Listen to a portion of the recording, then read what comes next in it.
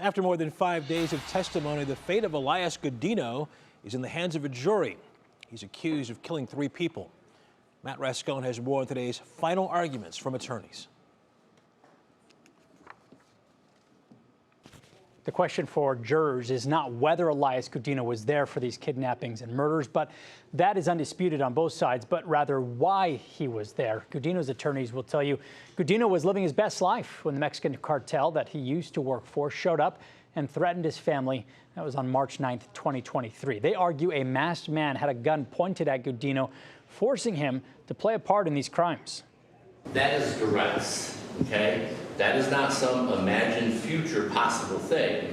And in fact, one of my last questions to Detective Gudino was, if I point a gun at you, that's a now issue, isn't it? He said yes. That is what duress is. I'm going to apologize because the defense spun you a story worthy of a made-for-TV movie. The cartel came out of the blue 6 years after he got out of prison.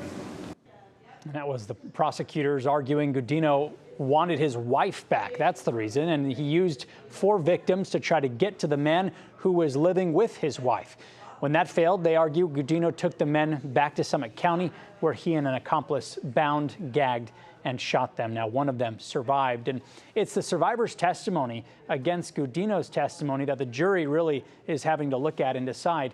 They deliberated from about 1:30 to 4:30 today. Deliberations will pick back up in the morning. Russ. Of course, more tomorrow on this. Matt Rascone, thank you.